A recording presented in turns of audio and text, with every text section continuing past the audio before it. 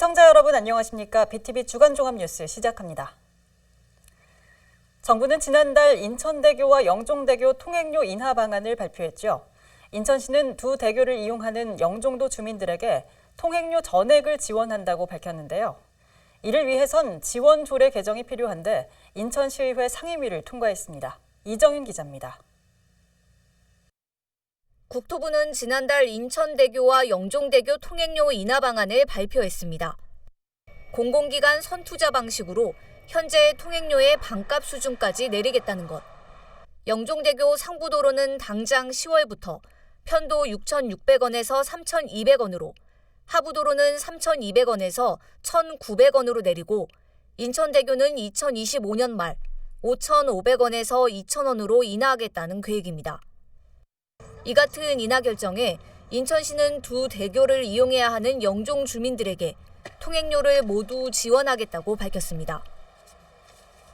국토부가 금년 10월 1일부터 시작하고자 하는 영종대교 통행료 인하를 계기로 해서 인천은 영종, 용류, 북도면 주민들에 대한 영종대교뿐만이 아니라 인천대교의 통행료를 전액 무료로 시행하겠습니다.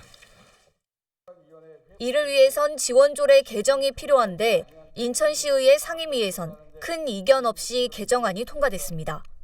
개정안에는 인천대교 통행료를 전액 지원하고 그동안 감면 혜택이 전혀 없었던 영종대교 상부도로도 지원 대상에 포함하는 내용이 담겼습니다. 공항고속도로 및 인천대교를 이용하는 지역 주민의 지속적이고 안정적인 이동권 보장과 경제적 부담 경감을 위해 2023년 2월 28일 국토교통부가 발표한 영종 인천대교 통행료 인하 추진 방안을 고려하여 본 조례를 개정하게 되었습니다. 영종 주민들의 무료 통행은 10월 1일부터 시행됩니다. 지난해 통행료 지원 예산은 총 173억 원. 통행료 지원이 확대되면 내년에는 205억 원, 2025년에는 224억 원으로 다소 증가할 것으로 보입니다.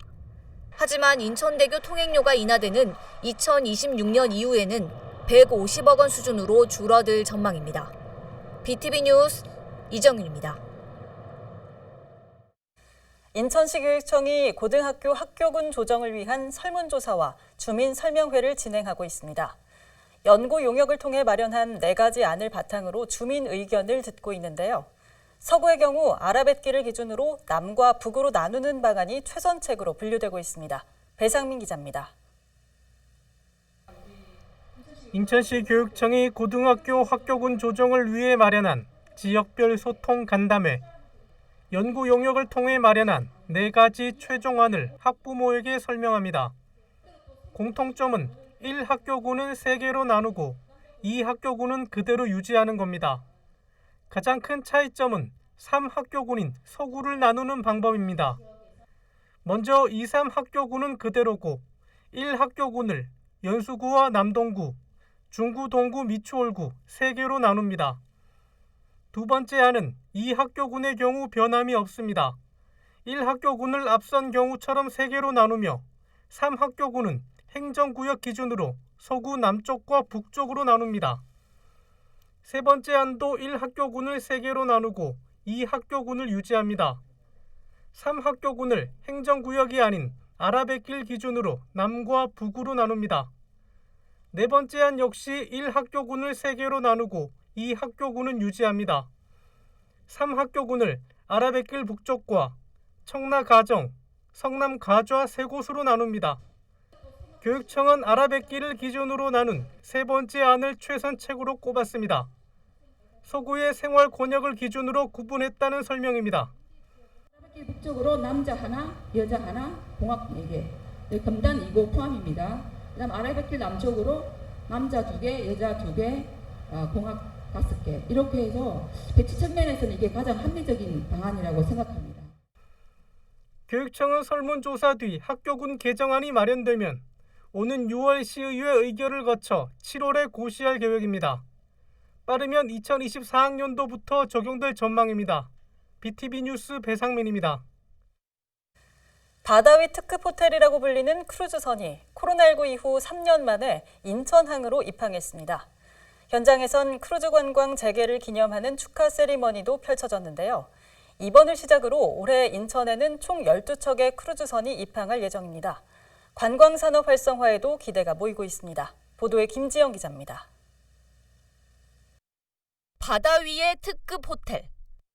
43,000톤급 대형 크루즈선이 모습을 드러냅니다. 코로나19 여파로 크루즈 관광이 중단된 지 약 3년 만입니다. 지난 10일 홍콩을 출발한 지 9일 만에 일본 오키나와와 부산을 거쳐 인천항으로 들어왔습니다.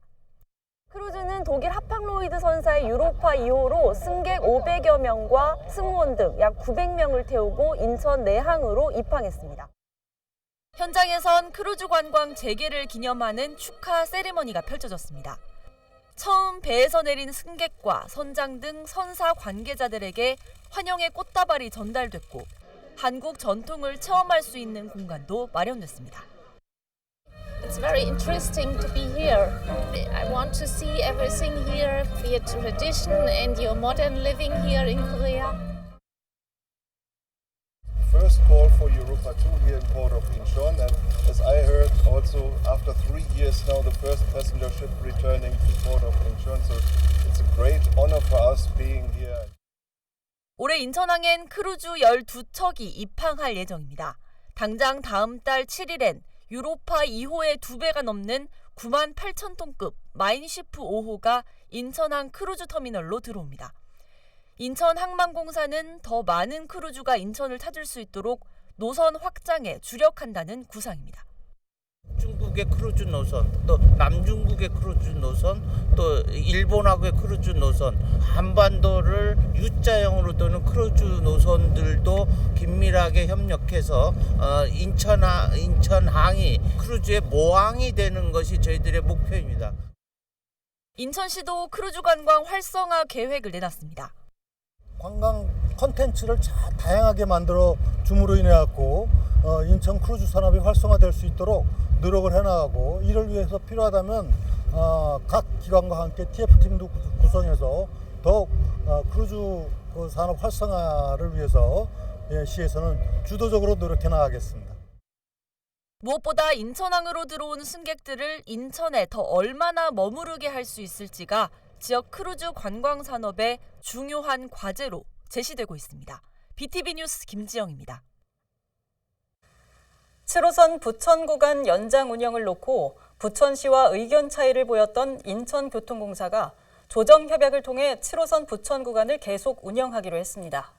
일단 7호선 부천 구간 운영 중단 걱정은 덜게 됐는데요. 두 기관 간 입장 차이는 여전히 남아 있습니다. LG헬로비전 이관성 기자가 보도합니다. 7호선 부천 구간 철도 면허 기간 만료 2주를 앞두고 위탁기관인 부천시와 수탁기관인 인천교통공사가 결국 연장 운영에 합의했습니다. 조정협약안에는 그동안 의견 차이가 있었던 안전인력 증원과 중대재해처벌법 대응이 들어갔습니다. 인천교통공사는 부천시와 7호선 부천 구간 안전 운영에 필요한 인력 46명을 증원하기로 합의했다고 밝혔습니다. 또 안전시설물 확충과 중대재해처벌법 위수탁기관 공동대응, 위탁수수료 현실화에 동의했다고 덧붙였습니다. 관리비와 위탁수수료를 다른 지역 철도 수준인 8%까지 인상하기로 한 데 이어 인천교통공사가 막판까지 요구했던 내용을 부천시가 대부분 수용한 셈입니다. 하지만 양 기관 간 의견 차이는 여전히 남아 있습니다. 부천시는 안전인력 증원의 경우 46명을 늘리는 것이 타당한지 운영 내용을 자세히 검증하는 과정이 남아있고, 사고 발생 시 위수탁 기관이 과징금 등을 함께 대응하는 것에 동의하지 않는다는 입장입니다.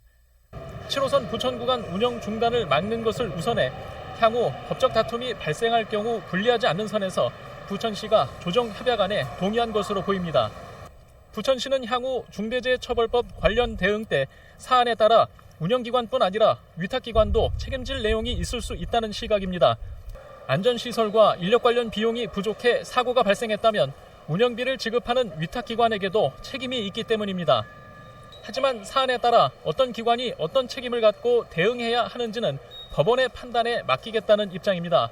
중대재해처벌법 관련 공동대응 시 양 기관 간 책임 소재 관련 소송이 필요할 수도 있다는 얘기입니다.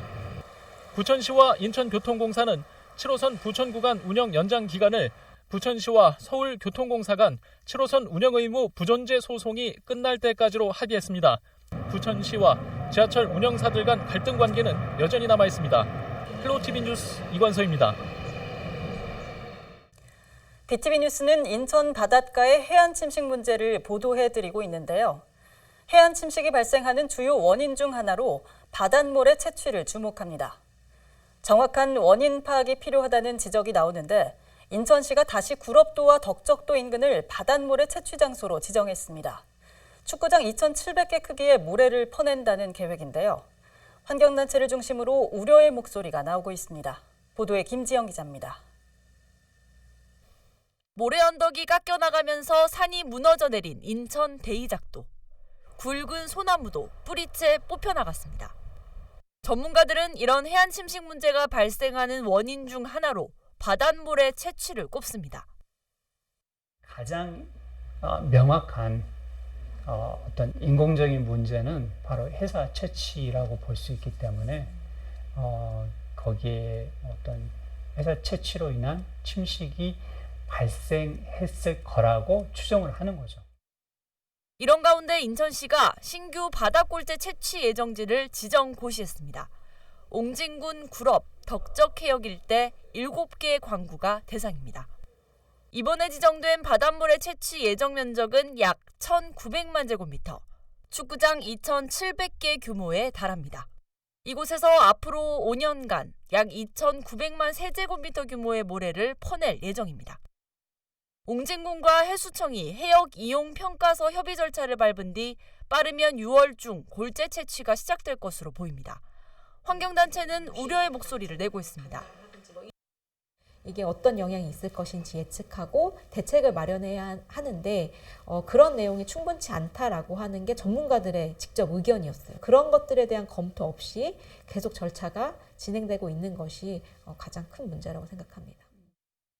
옹진군은 환경단체의 우려는 알고 있지만 건설 골재 공급도 시급한 상황이라면서 조만간 옹진군 자월면과 소래포구 어촌계를 대상으로 바닷모래 채취를 위한 주민 동의를 얻을 예정이라고 밝혔습니다.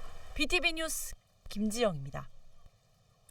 서구의 인천시 최초로 어린이 행복센터 건립이 추진돼 많은 기대 속에 막대한 예산을 들여 준비를 하고 있는데요. 3년 전에 부지도 매입했지만 첫 삽도 뜨지 못하고 있습니다. 구혜희 기자가 보도합니다. 서구 가정 공공주택 지구입니다. 상업시설과 공공주택이 두루 갖춰져 있습니다.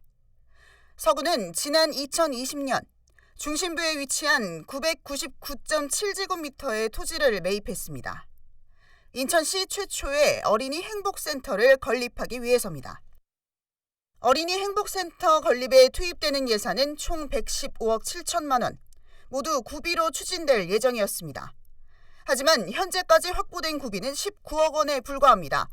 3년 동안 공사비의 16% 수준밖에 확보하지 못한 겁니다. 서구는 내년까지 시 예산 30%를 지원받는다는 구상이지만 나머지 구가 확보해야 할 예산도 60억 원이 넘습니다. 결국 3년 전 땅을 구입하고 사업은 제자리 걸음을 면치 못하는 상황. 사업성을 높이는 방안이 검토돼야 한다는 지적이 나옵니다. 다른 모 시설들처럼 준비가 계획이 좀 부족한 상태에서 추진이 돼서 추후에 많은 여러 문제들을 야기하지 않을까라는 걱정도 한편으로는 있습니다. 2022년 준공을 목표로 추진된 어린이 행복센터. 하지만 첫 삽도 뜨지 못한 사이 자재비 증가 등으로 예상 사업비는 94억 원에서 115억 원으로 증가했습니다. BTV 뉴스 구혜입니다. 현대시장은 화재로 많은 것을 잃었고 복구에도 적잖은 어려움이 따르고 있는데요. 소래포구 어시장의 사례를 보면 정상화의 길은 험난합니다.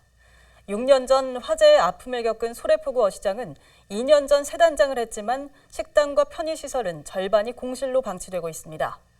코로나19 여파에다 건물 사용료 문제 등이 해소되지 않으면서 정상화에 어려움을 겪고 있습니다. 김지영 기자가 현장 취재했습니다.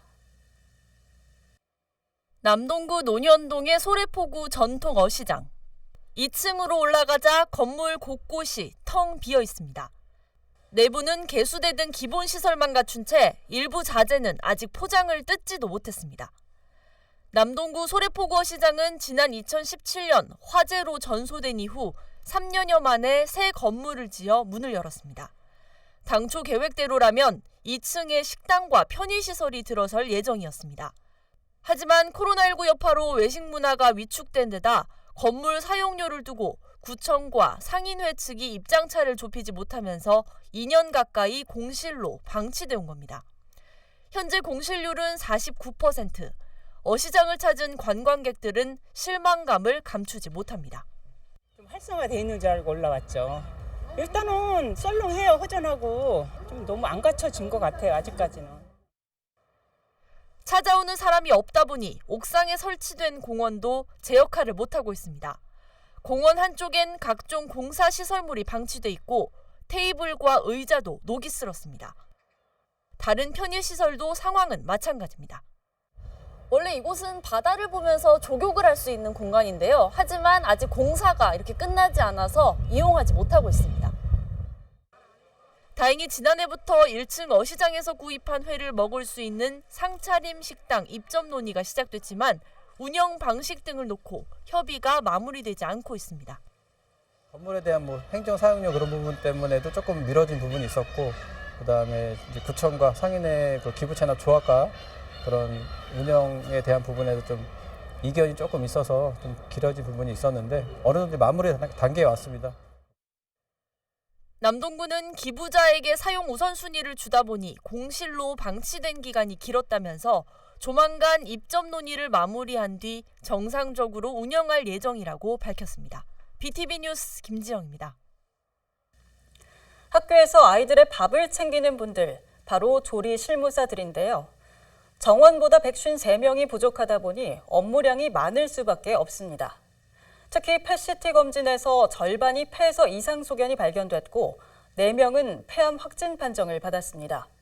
학교 급식 노동자들이 교육당국의 대책 마련을 촉구했습니다. 배상민 기자입니다. 학교에서 학생들의 점심 식사를 책임지는 급식 노동자. 아침부터 수백 명분의 식자재를 다듬어 반찬을 만들고 밥을 하고 국을 끓이는 고된 작업이 이어집니다. 인천 조리실무사는 현재 정원 대비 153명이 부족한 상황. 업무 강도는 그만큼 높아집니다. 특히 조리 과정에서 발생되는 미세먼지로 이들의 건강이 위협받고 있습니다.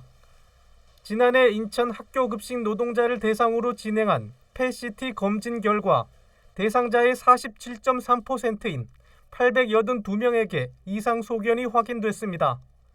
이 가운데 폐암 의심자는 15명, 현재 4명은 폐암 확진을 받고 투병 중입니다. 학교 급식 노동자들은 교육 당국의 대책 마련을 요구하고 나섰습니다. 사망하는 동료들을 보면서 너무나 충격적입니다. 저 역시 폐결절이 2개나 발견되어 정기적인 추적 검사를 진행해야 한다고 합니다. 직업성 암이라는 폐암이라니요. 너무나 무섭습니다. 학부모는 상황이 이렇게 심각한지 몰랐다며 분노했습니다. 아이들에게 급식은 하루하루의 큰 기쁨입니다. 아이들의 밥을 챙기는 분들이 이 지경이 될 때까지 인천교육청은 도대체 무엇을 했는지 묻고 싶습니다. 학교 급식 노동자들은 죽지 않고 일하게 해달라고 요구했습니다. 교육청은 즉각 폐암 확진자에 대한 치료와 지원 대책을 세워 사용자로서 교육기관으로서 책임과 도리를 다할 것을 촉구한다. 더욱이 폐암을 부추기는 극심한 노동 강도를 완화할 적정 인력 충원과 환기시설 개선 대책을 시행할 것을 촉구한다. 학교 비정규직 노조는 교육당국이 나서지 않으면 오는 31일 전국 총파업에 나설 방침입니다. BTV 뉴스 배상민입니다.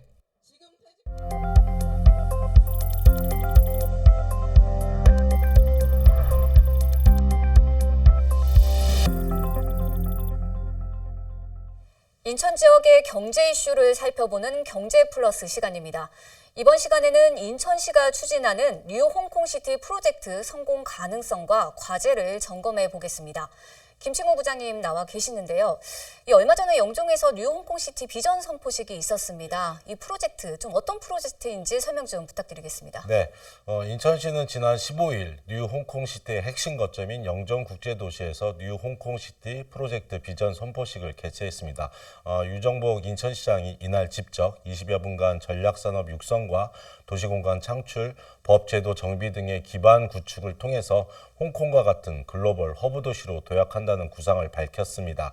먼저 글로벌 허브 도시로 거듭나기 위한 3대 아젠다로 첨단 혁신 도시, 국제 자유 도시, 성장 거점 도시를 제시하고 12대 전략 과제도 구체적으로 밝혔습니다. 유정복 시장은 인천은 세계적인 공항, 항만과 국내 최대의 경제 자유구역이 있고 무한한 성장 가능성과 잠재력이 보유한 도시라고 규정을 했고요. 인천의 인프라와 잠재력을 극대화해서 글로벌 허브 도시로 성장하도록 뉴 홍콩시티 프로젝트 추진에 최선을 다하겠다고 밝혔습니다. 뉴 홍콩시티는 민선 8기 인천시 정부의 핵심 사업입니다. 하지만 아직까지도 시민들 입장에선 어떤 사업인지 모르는 게 현실입니다. 이번 비전 선포식에서는 이전보다 좀 더 세부적인 계획들이 발표가 됐는데 이 지역별로는 어떤 계획들이 발표가 됐나요? 네. 먼저 글로벌 전략산업 육성, 글로벌 도시공간 창출, 글로벌 추진 기반 구축 등 3대 아젠다로 살펴볼 필요가 있겠습니다. 글로벌 전략산업 육성을 위해서는 반도체 후공정, 바이오, 모빌리티, 항공정비, MRO, 창업 등 인천의 미래전략 산업 인프라와 경쟁력을 전방위적으로 강화해서 세계인들이 인천에 투자하기 좋은 도시로 만들겠다는 계획입니다.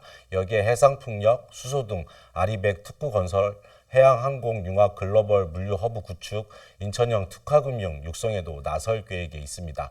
글로벌 도시공간 창출을 위해서는 재외동포청을 유치해 300만 인천 시민 과 732만 재외동포를 포함해서 1천만 인천시민 시대를 열겠다는 계획입니다. 글로벌 네트워크를 연결하고 국제기구, 국제행사 유치 등을 추진할 계획이고요. 글로벌 추진 기반 구축에서는 도시구조, 정주여건, 법과 제도의 혁신을 꾀할 계획이 있습니다. 아젠다를 중심으로 지역별로 살펴보면 강화, 영종, 옹진 등 해양 지역에는 특화산업 발전 전략 등을 마련하고 강화 남단과 인천대양, 송도 유원지 등은 경제 자유구역을 확대해 나갈 계획에 있습니다. 기존 인천공항이 위치한 영종 국제도시에는 반도체 후공정, 모빌리티, 항공정비, MRO 등이 들어서고요. 송도에서는 바이오, 창업, 스타트업 등이 강화될 예정에 있습니다. 네, 말씀해주신 이런 사업들이 제대로 좀 추진이 되려면 해결해야 할 과제들이 지금 많은 게 현실이잖아요. 인천시는 그래서 특별법 제정을 추진하겠다 이렇게 밝히기도 했는데 이런 특별법을 포함해서 어떤 제도적인 보완들이 필요할까요?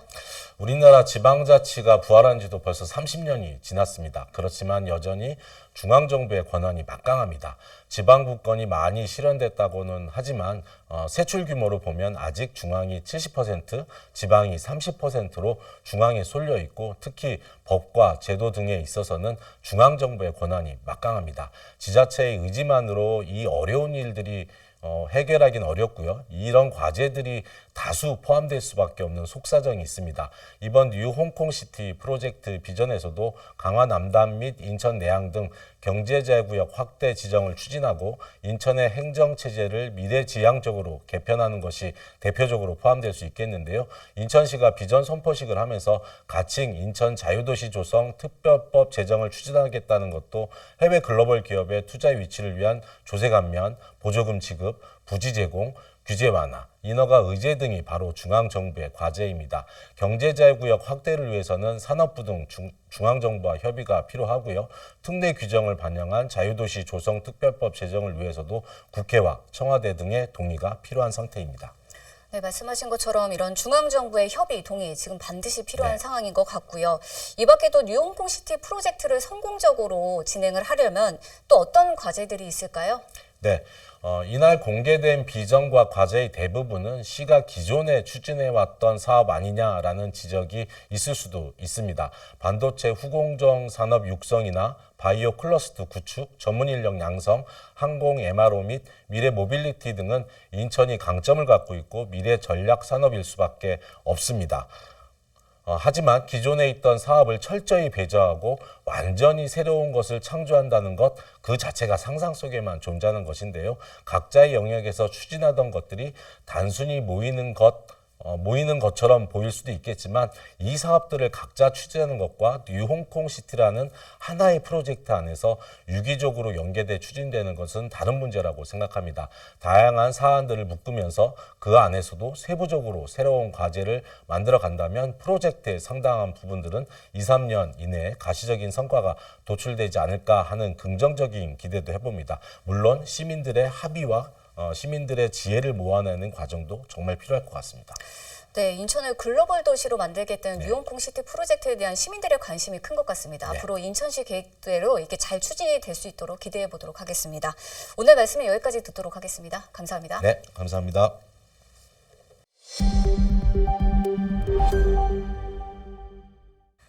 정부가 버스와 지하철 등 대중교통에서의 마스크 착용도 해제했습니다.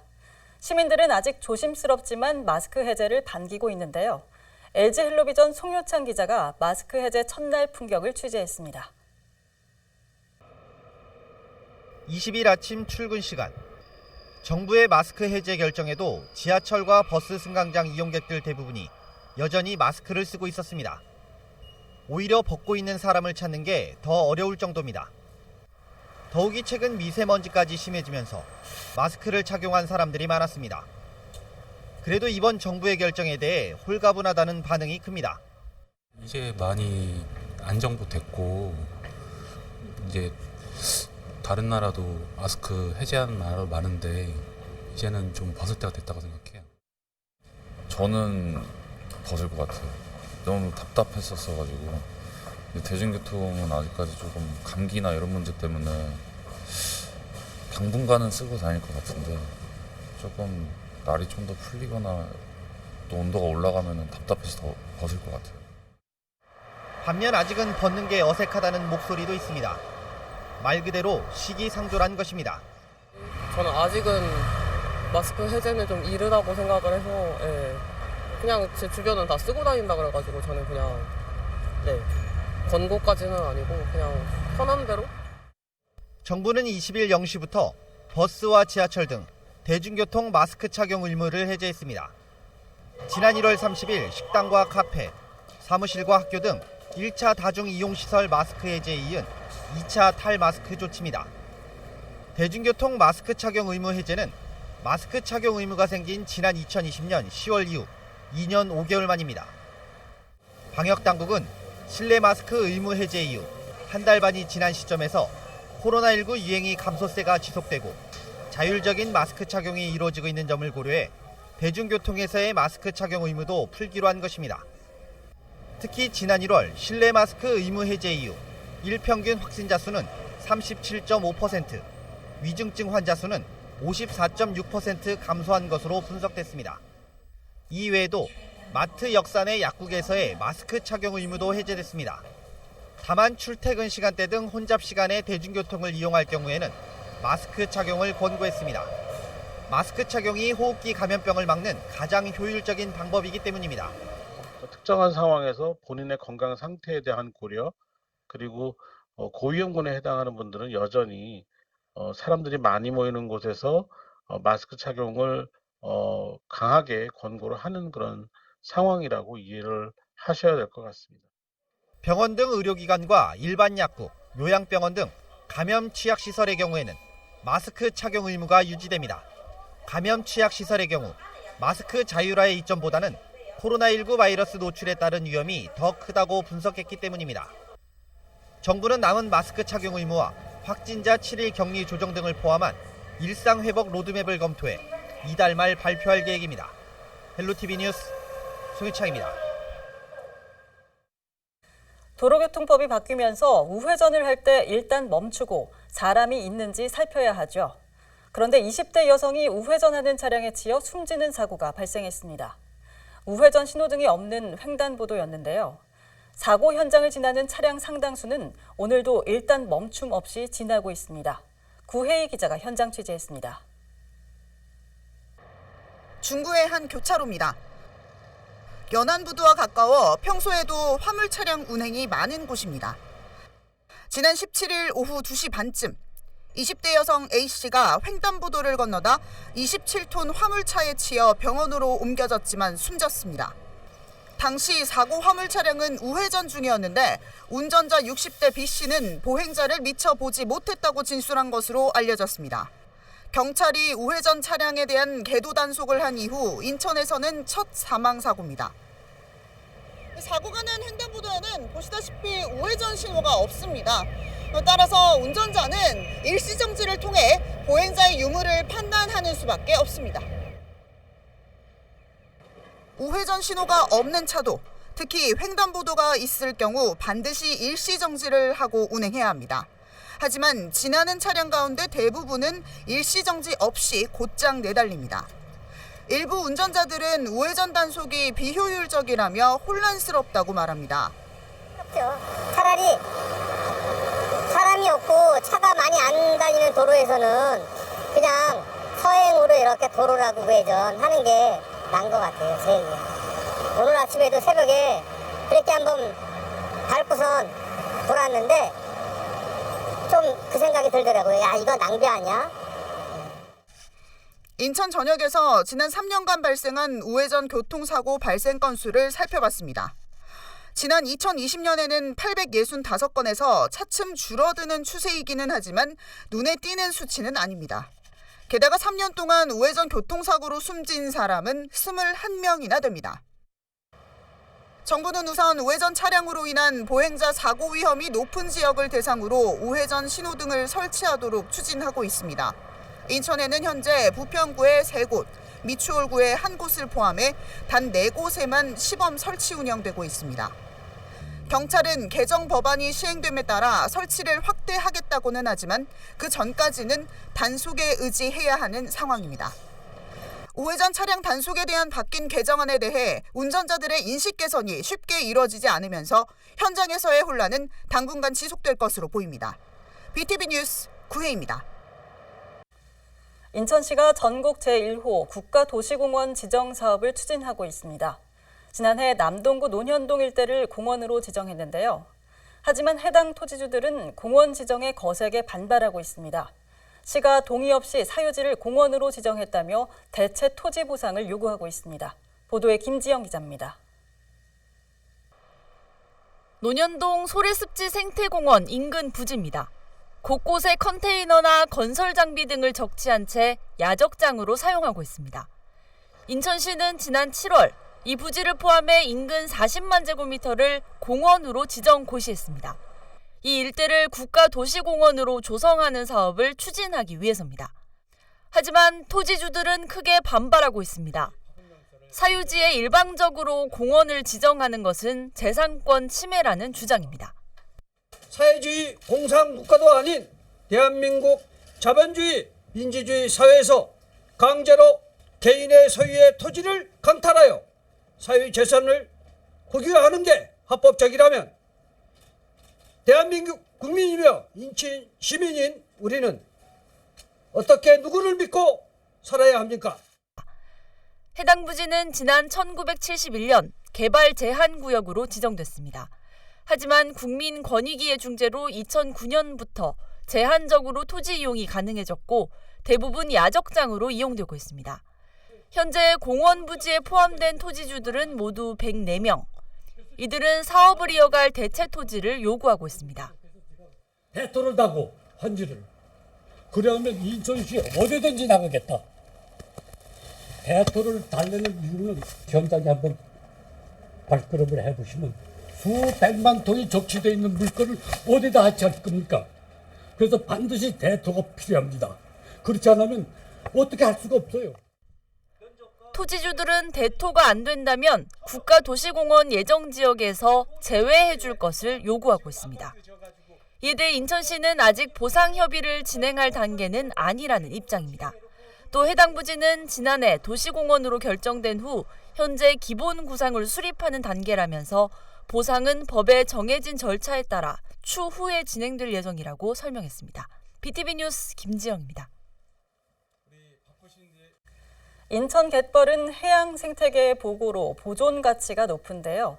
하지만 2년 전 유네스코 세계 자연유산에 등재된 서남해안 갯벌에 인천은 포함되지 못했습니다. 인천 시민사회단체가 3년 뒤 자연유산 등재를 목표로 시민협력단을 출범했습니다. 배상민 기자입니다. 멸종위기종 두루미가 겨울을 나고 저어새와 도요새가 찾는 인천 갯벌. 드넓게 펼쳐진 뻘은 멸종위기종 흰발 롱개를 비롯해 조개류와 낙지 등 해양 생물의 보고입니다. 하지만 지난 2021년 서남해안 갯벌이 유네스코 세계자연유산에 등재될 때 인천 갯벌은 들지 못했습니다. 시민사회는 3년 뒤를 내다보고 있습니다. 이에 인천 갯벌에 2026년 세계자연유산 등재를 위해 시민협력단이 출범했습니다. 여기에는 인천 지역 시민사회단체 59곳이 참여했습니다. 인천 갯벌이야말로 세계 자연유산으로 지켜야 한다고 외치고 나서야 할 때입니다. 인천 갯벌이 세계유산이 되면 북한, 중국의 갯벌까지 포함해 황해연안의 전체 갯벌이 가치를 인정받고 보존되는 계기를 이루게 됩니다. 이들은 세계유산에 등재되면 추가적인 재산권이나 소유권 제약은 없다고 설명합니다. 오히려 해양 쓰레기 수거, 갯벌 세계유산센터 건립, 편의시설 확충, 미디어 아트, 세계유산 축전 등 중앙정부의 지원을 받을 수 있습니다. 또한 방문객 증가로 인한 지역경제 활성화도 크다고 강조합니다. 시민협력단은 인천시와 지자체, 중앙정부, 국제기구와 소통하고 주민간담회, 시민학생 교육도 진행한다는 계획입니다. 의미와 가치에 대한 교육, 그 아이들과의 생태 체험이라든가 이런 부분을 영종도 쪽에서 우리 총연에서 앞장서서 그런 기획이라든가 이런 걸 추진단과 함께 협력해서 앞으로 해나갈 계획입니다. 이와 함께 인천 시민 서명 운동을 벌이고 범시민 추진기구 구성도 추진한다는 방침입니다. BTV 뉴스 배상민입니다. 최근 기상이변으로 인한 자연재해뿐만 아니라 화재나 감염병 등 각종 재난이 잇따르고 있습니다. 인천시가 시민 안전을 강화하기 위해 중장기 대책을 마련했는데요. 2027년까지 생활안전지수도 2등급으로 높이겠다는 계획입니다. 이정임 기자입니다. 전 세계적으로 속출하고 있는 기상이변. 태풍과 집중호우가 잦아지면서 피해 규모도 커지고 있습니다. 사스부터 신종플루, 메르스, 코로나19까지 감염병 발생 주기도 점점 줄어들고 있습니다. 이처럼 재난 유형이 다양하고 복잡해지자 인천시가 시민 안전을 강화하기 위한 기본 계획을 수립했습니다. 우선 폭염과 풍수해, 대설 한파 등 자연재난 안전관리를 중점적으로 추진합니다. 이를 위해 폭염 저감시설과 우수 저류시설, 자동 제설 장치를 설치할 계획입니다. 사회 재난과 안전사고를 줄이기 위한 사업도 진행합니다. 화재, 폭발 사고 저감을 위해서 전통시장 화재 예방, 환경 조성 등 맞춤형 안전 대책 추진, 소방 안전 인프라 확충, 고층 건축물 안전관리 체계 구축 등을 추진을 하고 인천시는 인명피해와 재산피해를 대폭 줄여 2027년까지 생활안전지수를 2등급으로 높이겠다는 목표입니다. 이러한 노력들을 통해 2027년에는 인명피해 제로에 도전을 하고 특히 지역 안전지수 등 최하의 5등급을 받은 생활안전지수를 2등급으로 향상시키는 등 목표 달성에 최선을 다하도록 하겠습니다. 인천시는 재난에 대응하기 위해 정보통신 기술에 기반한 스마트 재난관리 시스템도 도입할 계획이라고 밝혔습니다. BTV 뉴스 이정윤입니다. 인천시 교육청이 학생들의 취업과 창업을 지원하기 위한 센터를 새로 열었습니다. 이곳에선 학생들의 꿈과 재능을 직업과 연결하도록 다양한 프로그램을 진행합니다. 배상민 기자입니다. 화면 속 인물과 가상으로 면접을 봅니다. 면접 기술을 키우는 AI 모의 면접입니다. 특성화고 마이스터고 학생들의 취업 역량 강화를 위한 교육 프로그램을 운영하고 기업 현장 실습도 지원합니다. 지난해 인천의 직업계고 졸업생 유지 취업률은 71.1%로 전국에서 두 번째로 높습니다. 인천시 교육청이 청소년의 취업뿐만 아니라 창업 지원까지 원스톱으로 지원하는 센터를 새로 열었습니다. 센터는 초중고 재학생뿐만 아니라 졸업생들의 모든 취업, 창업 업무를 지원합니다. 그동안에 이제 취업만 해왔던 곳이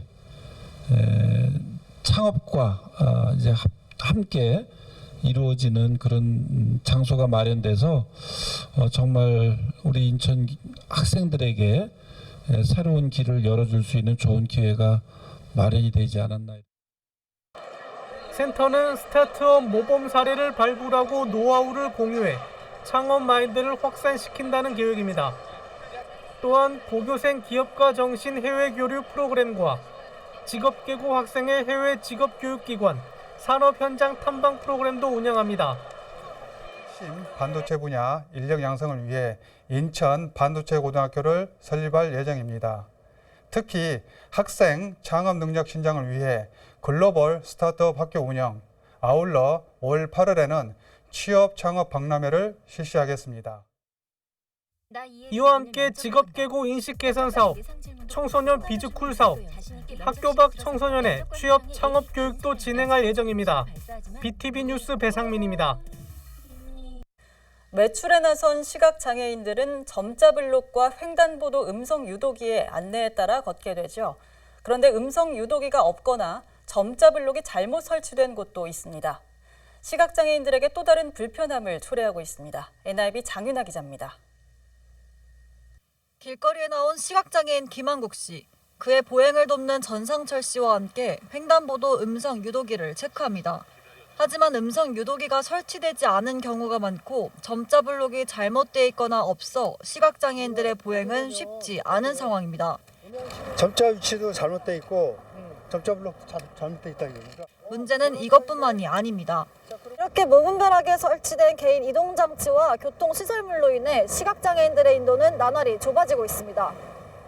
길거리에 무분별하게 주차된 개인 이동장치는 일반인에게도 통행에 불편함을 주는데 시각장애인에겐 더 큰 불편함을 초래하고 있습니다. 그 이동장치 그런 것들이 저한테 되게 많이 불편해요. 그래갖고 그것들을 조금 이렇게 어떻게 저 혼자는 안 되지만 그래도 이렇게 이걸 점검하면서 이런 것들이 문제점이라는 거를 좀 알려주고 싶고 시각장애인한테는 더 불편하다. 또 교통시설물이 설치돼 있을 때 시각장애인에게 주의하란 점자가 설치돼야 하지만 표시가 없어 부딪힐 가능성도 높습니다. 이렇게 개선돼야 할 문제들은 점검표에 적어 인천 시각장애인 복지관과 인천시에 전달됩니다. 하다 보니까 정말 우리가 인식 개선이 굉장히 중요하다고 생각이 돼요. 그래서 장애인, 시각장애인뿐만 아니라 다른 장애인도 마찬가지로 참 너무나 불편하겠구나 그런 거 느껴서 음향으로 가르쳐줘야 되거든요. 그래갖고 지금 빨간불입니다, 파란불입니다. 그리고 새소리라든지 귀뚜라미 소리에서 방향 표시도 가르쳐주고 그리고 시각장애인들이 좀 더 안전하고 나은 환경에서 보행할 수 있도록 많은 개선이 필요해 보입니다. NIB 뉴스 장윤아입니다. 이번 주 준비한 소식은 여기까지입니다. 이상으로 BTV 주간 종합 뉴스를 마칩니다. 편안한 주말 보내시길 바랍니다.